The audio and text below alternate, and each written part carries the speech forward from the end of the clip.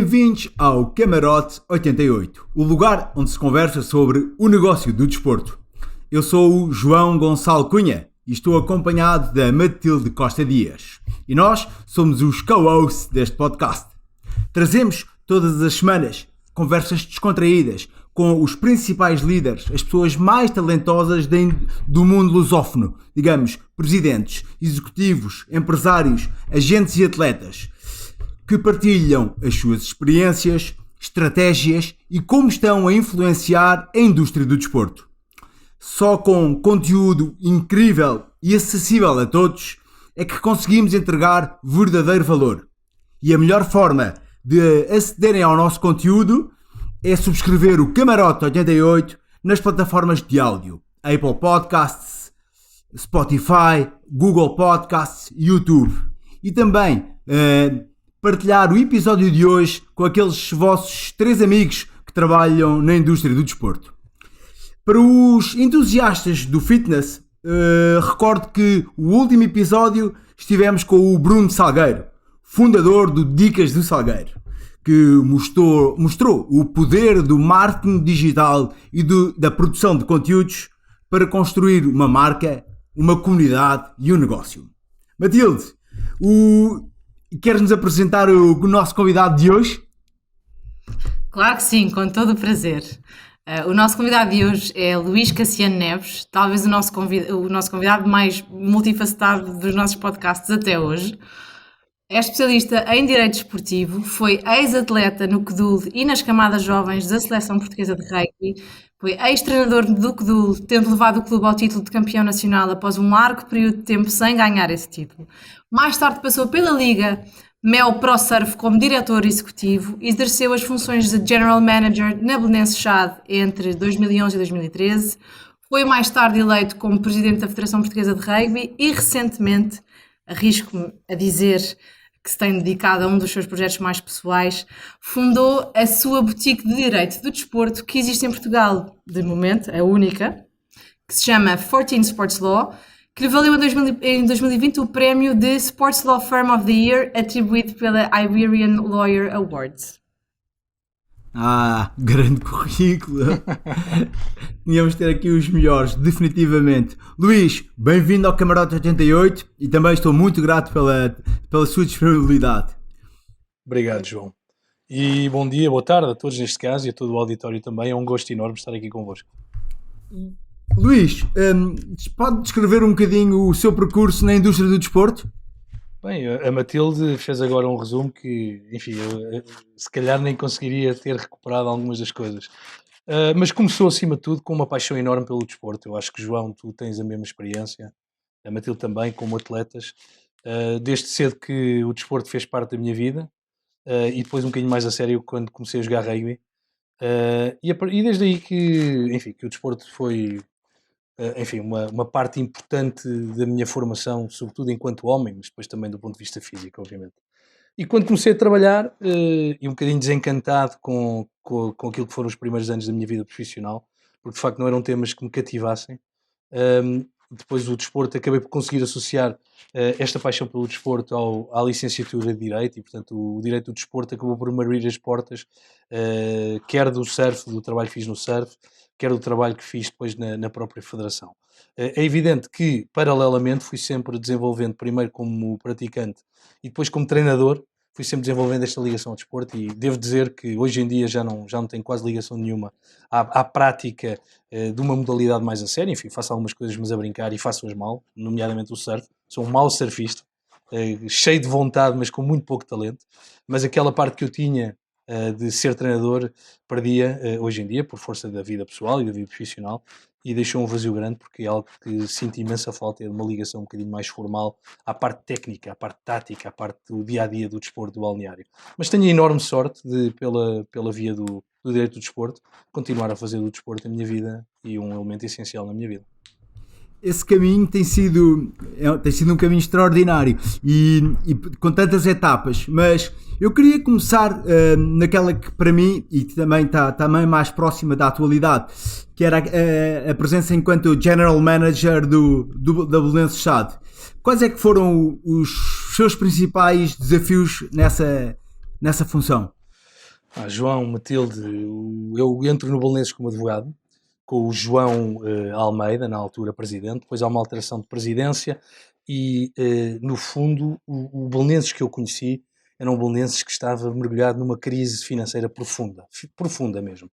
Era um clube que tinha acabado de descer à segunda liga, tinha, na altura tinha largos milhões de dívidas a ex-jogadores, portanto, processos executivos, processos FIFA com ameaça de perda de pontos, e portanto aquilo foi uma entrada assim derrompante num ambiente de imensa pressão, e eu era muito jovem, e portanto se não fosse tão jovem acho que nem tinha tido alguma leveza na forma como encarei na altura a oportunidade, e que adorei, como é óbvio, foi a entrada no mundo do desporto mais a sério e mais profissional.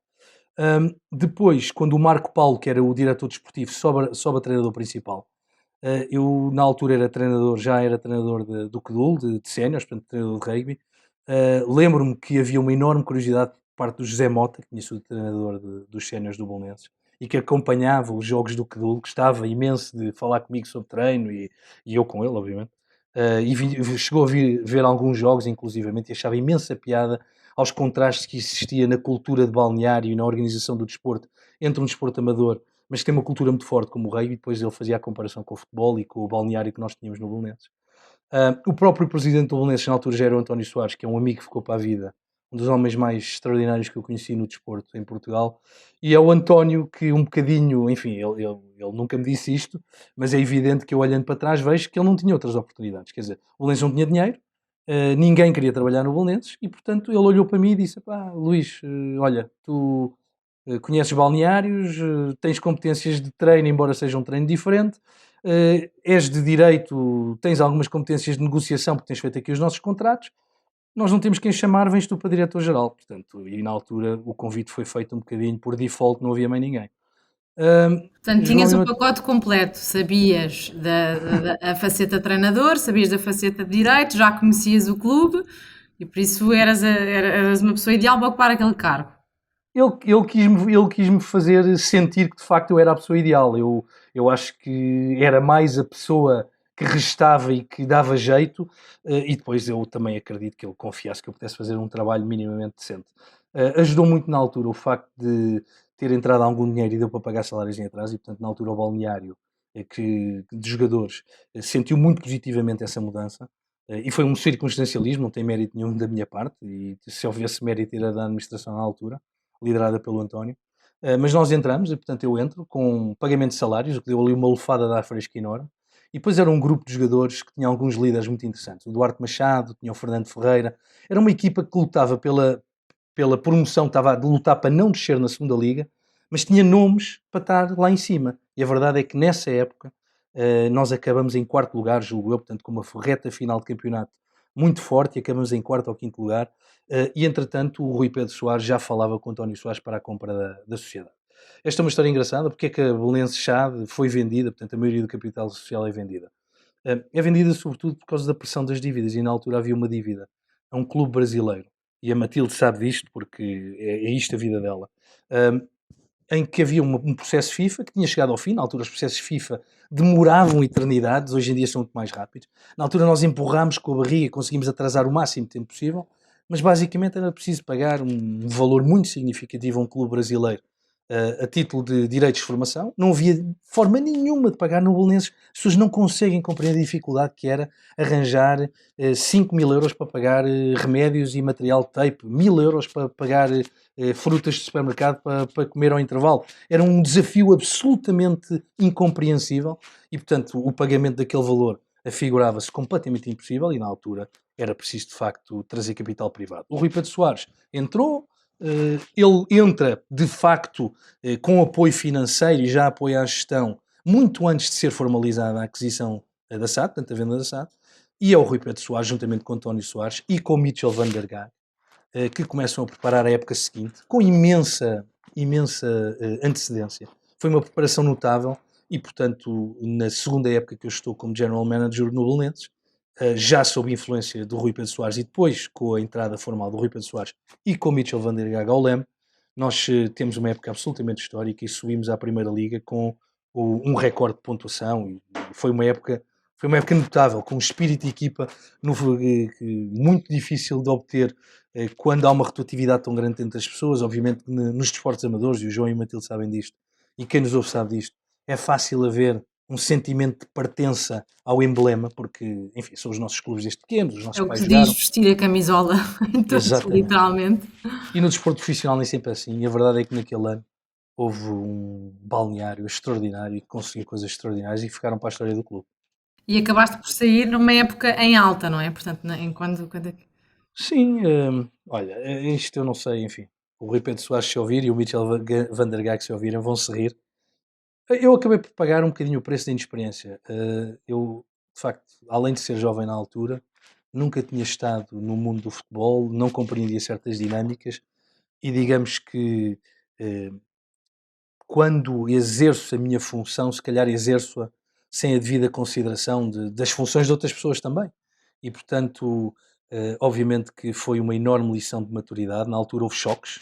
Houve choques com o Mitchell, houve choques com o António Jorge Simão, que era um dos adjuntos do Mitchell e que hoje em dia está no Passos Ferreira. Aquilo que posso dizer é que aprendi muito. Fiquei com uma ótima relação com o Jorge Simão, uma ótima relação com o Rui Pedro Soares, uma boa relação com o Mitchell van der Gaag, quem somos, enfim, não somos propriamente amigos de casa, mas fiquei a dar-me com todos eles extraordinariamente bem e a verdade é que aprendi bastante e hoje em dia olho para trás e de facto compreendo porque é que eu poderia ter chateado algumas pessoas, porque de facto, enfim, às vezes somos jovens e não compreendemos o impacto das nossas ações nos outros. E esses resultados que tu tiveste e essa aprendizagem também acabaram por servir um bocadinho de estágio para a etapa seguinte enquanto presidente da Federação Portuguesa de Rugby. Aí, quais é que foram as tuas principais conquistas? Quais é que foram os projetos mais relevantes que conseguiste fazer? Olha, João, sem me esquecer da tua questão, preparou e eu achava que me tinha preparado, mas não preparou assim tanto. E de facto, uma das coisas que eu aprendi muito, nunca aprendi tanto como nesses quase 4 anos, 3 anos e meio em que estive na Federação Portuguesa de Rugby, mas de facto nada pode preparar alguém para a liderança de um projeto. Uma coisa é liderar, outra coisa é ser-se um diretor, e já falamos um bocadinho sobre isso se quiserem. A principal conquista no rugby penso que foi o facto de termos herdado uma situação circunstancial profundamente desafiante. Portanto, Portugal vinha de 2 ciclos sem qualificação para o Mundial em que muitos dos patrocinadores estavam a fazer a sua retirada do para a seleção de forma natural, em função daquilo que eram a falta de resultados, por assim dizer. Havia um contexto já de alguma crise e depois veio, enfim, não era ainda o Covid, mas já havia um contexto de enorme dificuldade financeira, com muitos patrocinadores a dizerem que de facto não tinham condições para se manter associados à Federação. E, portanto, é uma quebra profunda de receitas e que estava refletida nas contas. E, portanto, um trabalho duro de adequação da estrutura de custos à estrutura de receitas. Sem nunca, e eu talvez isso seja a coisa de que a minha direção mais se orgulha na altura, sem nunca ter perdido de vista a profunda necessidade de manter uma aposta no rugby de desenvolvimento, uma visão de sustentabilidade. Se estávamos certos ou se estávamos errados, enfim, eu é complicado de dizer. A verdade é que houve uma série de outras circunstâncias, muitas delas até políticas, que acabaram por inviabilizar um juízo de valor definitivo sobre aquilo que nós na altura procurávamos fazer. Tenho muito orgulho nas pessoas que estavam comigo, acho que tínhamos uma direção extraordinária, eventualmente até pessoas bem mais capacitadas para serem presidentes do que eu. Olha, devo dizer que sinto, João e Matilde, que aquilo que mais aprendi é que a presidência é um lugar político. E eu encarei a presidência nos primeiros anos como um lugar técnico. Um lugar de soluções técnicas, um lugar de imposição de soluções que eu julgava adequadas para o rugby nacional e falhei redondamente na discussão dessas soluções com os stakeholders, com os diversos agentes desportivos que precisavam de ser ouvidos e estive muito preocupado, de facto, em fazer as coisas bem, sem nunca ter tido a capacidade para entender que era preciso, acima de tudo, cuidar do contexto para a implementação dessas soluções. E basta ver, a saída depois foi uma saída muito marcante, com um momento muito marcante. Hoje em dia, se me perguntam se estou arrependido de alguma coisa, não estou nada arrependido das ideias que nos orientavam. Julgo que não tive capacidade para ser o presidente que as ideias mereciam e que o próprio rugby merecia, e por isso é que na altura, muito apoiado e depois de grandes discussões com a direção, acabámos por decidir que não valeria a pena continuar na função se não fosse o rugby no final a ganhar com a nossa permanência. E portanto, a partir do momento em que havia um enorme divórcio entre as ideias que nós tínhamos defendido e as ideias que o rugby queria de facto implementar, não valia a pena. Não se trata de prosseguir o interesse do nome, prosseguir o interesse de uma causa. Ali a única causa é o rugby, o bem do rugby português. E aquilo que eu vejo, hoje em dia já muito fora, é que o meu antecessor e depois predecessor, que é o engenheiro Amado da Silva, tem conseguido resultados a nível das seleções muito notáveis e com certeza que tem feito um excelente trabalho em alguns aspectos, eu julgo. Eu também não estou muito por dentro.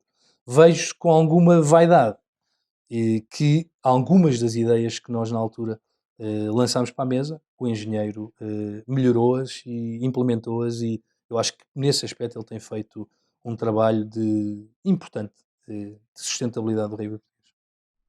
E esta experiência toda permitiu que a seguir houvesse um regresso às origens, digamos, à parte do direito, porque a seguir foi fundada. Como é que surgiu a ideia de criar a Fortim Sports Law? A ideia surgiu com um homem que já não está connosco, que hoje está no Sporting. Aliás, não está connosco, mas isto ele tem sempre o selo de ter sido um dos fundadores comigo, que é o Bernardo Moraes Palmeiro, que hoje está no Sporting. E o Bernardo estava na Suíça, trabalhava na FIFA, e um dia estava eu bastante, enfim, numa fase muito complicada do último ano da Federação Portuguesa de Rugby. Portanto, desconfiava de tudo. Foram anos em que uma pessoa se questiona de tudo, porque já não temos a certeza de que, enfim, que temos a capacidade que julgaríamos ter para fazer as coisas. E o Bernardo liga-me um dia, do nada. Conhecíamos relativamente bem, éramos do mesmo grupo de amigos, mas não éramos muito próximos, não falávamos sequer 2, 3 vezes por ano, portanto. E quando ele me telefona, diz: eu penso que há espaço para... Eu quero regressar a Portugal, penso que há espaço para desenvolver este projeto de uma boutique de direito do desporto em Portugal, e gostava de convidar a pensar sobre o assunto e eventualmente a estarmos juntos neste projeto. Sempre fui um cético, aliás encarei este primeiro telefonema com algum ceticismo, mas o entusiasmo do Bernardo contagiou-me, continua a contagiar-me hoje em dia. É um homem com um drive inacreditável, e lançámos-nos para isto. E devo dizer que ainda no outro dia, quando houve a entrega do prémio que a Matilde referiu, obviamente que é um prémio que tem uma parte gigantesca que se deve ao Bernardo, e comentei com ele, obviamente. Tive até pena que não pudesse ser ele a receber o prémio. E o Bernardo e eu comentávamos já um bocadinho, dois velhos marretas a olhar com saudade para o passado não tão distante, em que dizíamos: é impressionante, nunca pensámos que em 3 anos as coisas pudessem correr tão bem. Tem sido um projeto muito bom. Olha, Luís, para as pessoas não sabem, eu vou ter que fazer o disclaimer aos ouvintes. Eu trabalho com o Luís na 14 Sports Law, e há muita gente que tem como curiosidade saber quais é que são as tarefas ou os negócios ou os casos em que as principais funções de um partner neste tipo de escritório, de boutique law firm, num assunto e uma área tão específica como o direito desportivo. E, portanto, tenho que te fazer a pergunta, apesar de eu saber mais ou menos quais é que são as suas principais funções, gostava de contasses um bocadinho mais do inside deste projeto e como é que funciona a equipa e os clientes e os casos, etc. Muito bem. Bem, nós temos, Matilde, aqui temos clientes muito bem definidos. Trabalhamos com jogadores, trabalhamos com agentes, trabalhamos com clubes, trabalhamos com federações e treinadores. E trabalhamos ainda com investidores que têm interesses relevantes no futebol, no desporto em geral, mas muito particularmente no futebol. Sobre as modalidades, temos que ser honestos e dizer que talvez 90% do nosso trabalho seja futebol, mas temos o enorme gosto, enorme mesmo, de trabalhar com paddle, surf, taekwondo, xadrez, enfim, hipismo, uma série de modalidades. Rugby, obviamente. E para nós é muito importante ter essa capacidade para estar ligado a uma panóplia variada de desportos. É evidente que o futebol, por ser o setor ou a atividade que tem mais relevância do ponto de vista financeiro e económico, acaba por ser aquela que também mais vezes, enfim, recorre aos serviços de advogados. Nós, em que é que nós trabalhamos? Eu diria que nós podemos dividir o nosso trabalho em 3 áreas essenciais: contencioso desportivo, de arbitragem internacional, portanto, casos FIFA, casos no CAS, no Tribunal Arbitral do Desporto, em Lausanne, casos também do TAD em Portugal, no Tribunal Arbitral do Desporto em Portugal, e aí é o quê? É o jogador que tem salários de atraso, é o jogador que alega uma justa causa para rescindir, são os dois clubes que têm um problema relativamente à interpretação de cláusulas no contrato de transferência. Portanto, as disputas, é um treinador que é despedido e também, enfim, pretende fazer-se valer os seus direitos contratuais. E, portanto, estas são, por exemplo, um contrato de transferência que é assinado e alguma coisa corre mal, ou com uma emissão do TMS que não chega a tempo, etc. Isto são questões, enfim, excepcionais, mas podem suceder. Portanto, é este tipo de disputas, não é? Temos depois uma outra parte, e esse trabalho é liderado hoje em dia e coordenado aqui pela Matilde, que é uma da co-host aqui do podcast. Portanto, o contencioso desportivo. Temos depois também uma parte de assessoria a todos estes stakeholders que eu conheço. Trabalhamos com alguns clubes e damos-lhes ajuda na parte da preparação dos contratos. É preciso fazer um contrato de transferência, um contrato de empréstimo, um contrato de trabalho, um contrato de direitos de imagem, um contrato de patrocínio.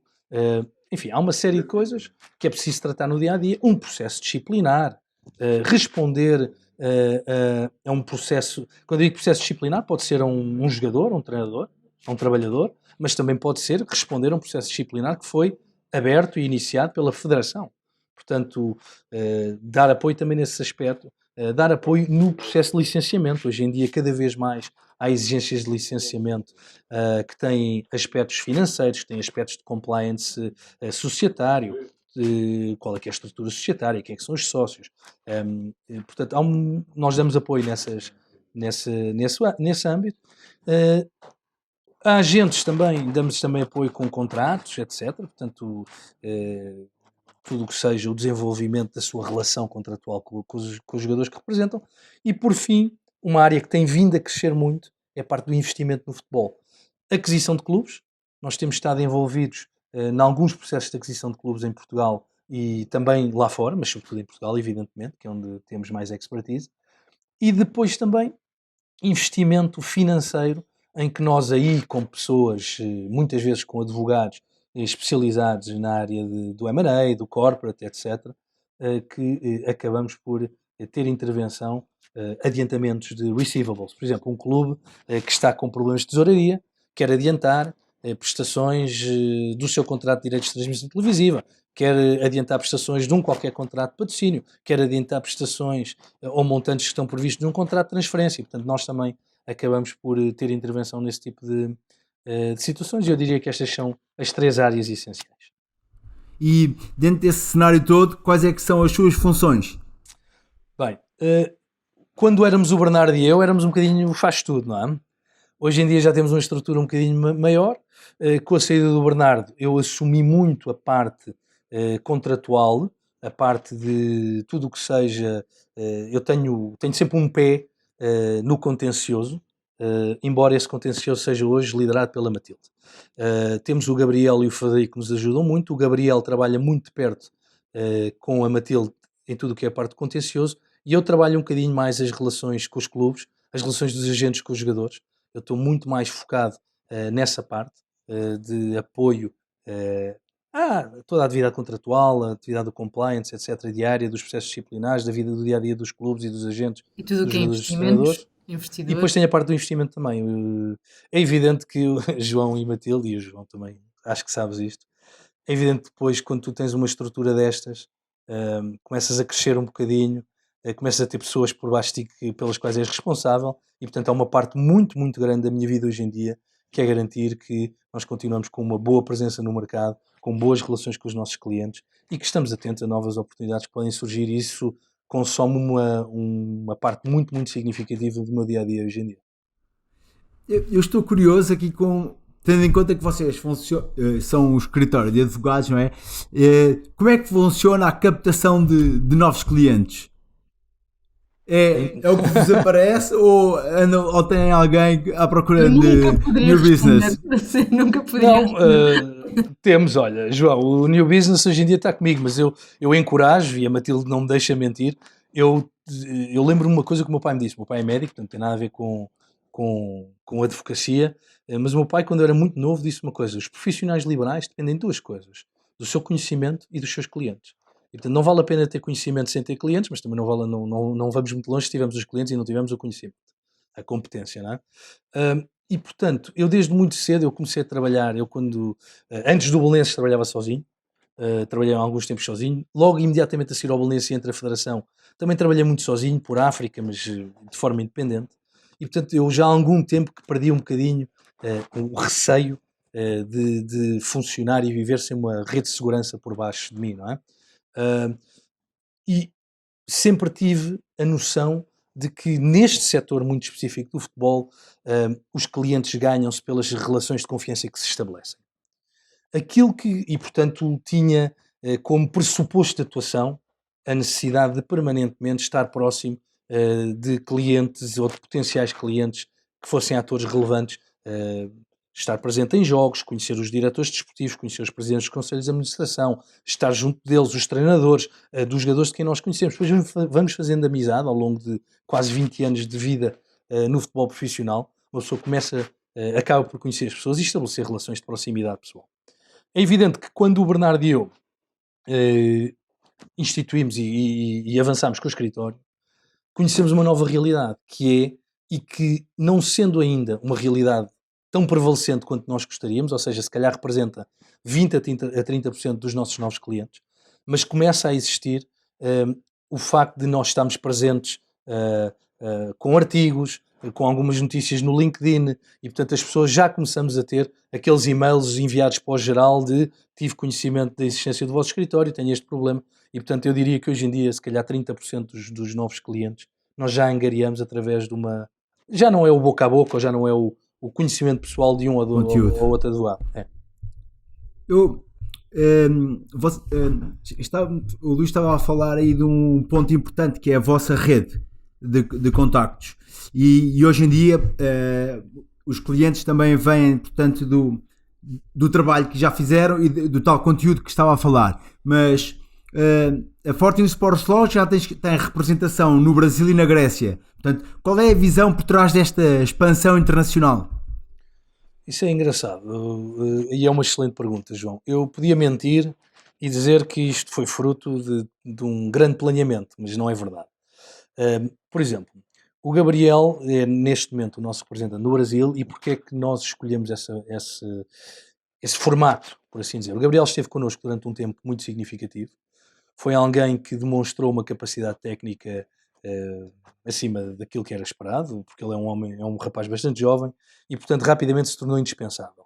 Tornando-se indispensável, nós quisemos ficar com ele. O problema foi que chegou a pandemia, o Gabriel é brasileiro, enfim, houve uma série de questões relativamente à permanência dele connosco, ele também tinha previsto voltar para o Brasil, e com a pandemia ele pelo Brasil foi ficando e nós começámos a perceber que era uma mais-valia para nós, até porque temos alguns clientes brasileiros, não só poder continuar a trabalhar com o Gabriel, mas poder explicar a alguns dos nossos clientes que o Gabriel estava presente no Brasil.